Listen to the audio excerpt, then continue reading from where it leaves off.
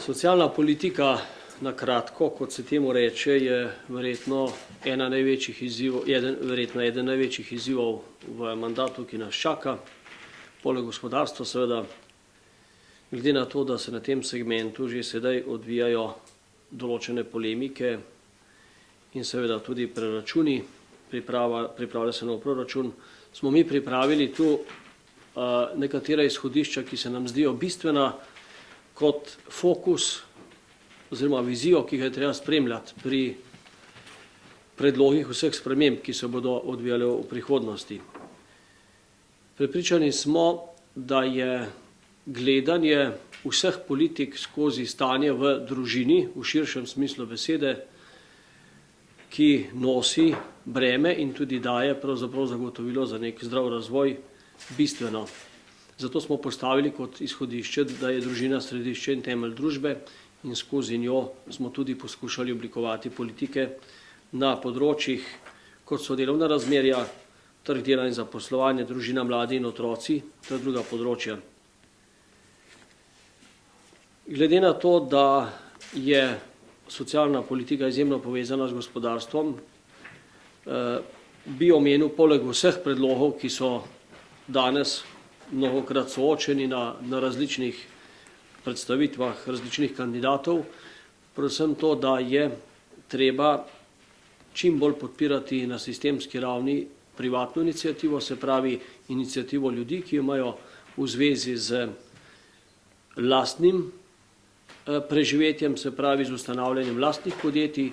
Tu bi mi izpostavili družinska podjetja kot model, ki v Sloveniji še ni zaživel. Na nek način smo preskočili to fazo v preteklosti, se nam zdi vidik, ki bi moral biti poudarjen za naprej. Sicer pa, če preletimo samo nekaj ključnih ukrepov, za katere se bomo zavzemali, na področju delovnih razmerij se nam zdi izjemno pomembno načelo prožne varnosti, ki pa ga je treba jasno z delovno-pravno zakonodajo oblikovati tako, da se bo prilagodil trenutnim spremembam, to je staranju prebivalstva in spodbujanju čimprejšnje vključitve mladih na trg dela, kar je trenutno problem.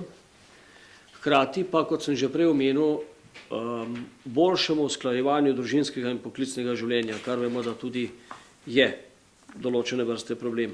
No, glede trga dela in zaposlovanja, kot sem že omenil, se nam zdi izjemno pomembno podpirati privatno inicijativo in izjemno pomembno se nam zdi bolje povezati izobraževalno fazo in zaposlovalno fazo, predvsem pri mladih.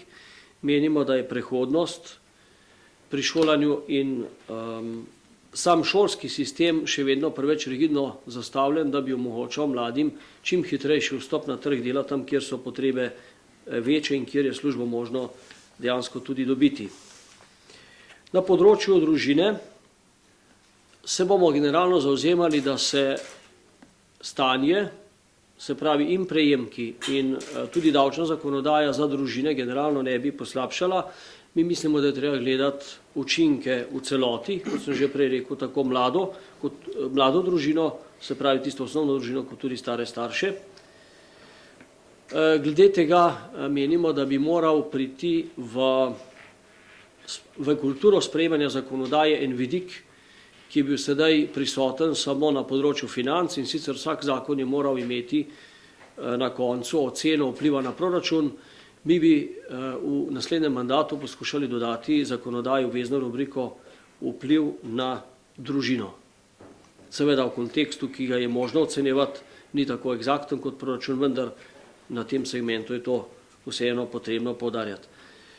Zavzemali se bomo za tisto, kar vemo, da je kratkoročno možno storiti, za zmanjševanje stroškov, naprimer v osnovni šoli. Vemo, da je tu za starše izjemna obremenitev, vendar zaradi množice delovnih zvezkov in učbenikov kvaliteta ni dosti boljša. Menimo, da se to da urediti na cenejši način.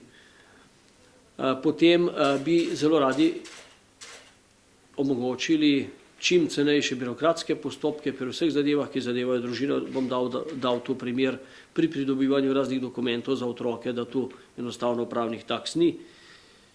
Glede otroškega varstva pa bi se zavzeli za to, da je sistem čim bolj odprt tudi privatni pobudi, jasno s predpogojem, da je kvaliteta ustrezna. Zavzeli se bomo tudi za to, da so podprti tudi tisti starši, ki otroke želijo varovati doma in da se pač ta pobuda privatnega varstva in tudi osebnih želja, da se otroke vse do 3. leta varuje doma, izdatneje podpre. To vemo, da tudi že konkretno počnejo nekatere občine. Tu bi omenil še zakon o uveljavljanju pravic iz javnih sredstev, ki vemo, da bo začel veljati 1.1.2012. Sicer idejo zakona podpiramo, vendar vidimo v sami izpeljavi precej problemov in se bojimo, da bo zakon povzročil dejansko slabšo situacijo, predvsem za tiste družine, ki že sedaj težko živijo. Namreč po hitrem preračunu smo prišli do ugotovitve, da bo cenzus v povprečju 13% višji, kot je sedaj. To pomeni, da bo težje priti do raznoraznih pomoči, pri čemer bi pa posebej izpostavil problematične pogoje in merila, ki so predvsem na materialnem področju navedena v zakonu, recimo primernost stanovanja. Se nam zdi tu izrazito problematična, kjer menimo, da konkretne številke niso ustrezne glede na potrebe, predvsem za številčnejše družine. Zato bi mi predlagali, da bi se uporaba tega zakona zamaknila za 1 leto, da se v tem času zadeve zelo natančno analizirajo, da se jih preračunati in se tudi ugotovi, ali evidence, na katerih bo slonela sama izpeljava zakona, ali te evidence sploh so ažurne in obstajajo. Tu bi omenil samo zakon o evidentiranju nepremičnin, za katere vemo, da obstajajo še resni problemi, da bi se lahko vzel kot osnova za potem tudi vpeljavo davka. Generalno gledano mislimo, da taka sprememba zakonodaje mora vedno iti z roko v roki tudi z spremembo ostale zakonodaje, naprimer davčne zakonodaje.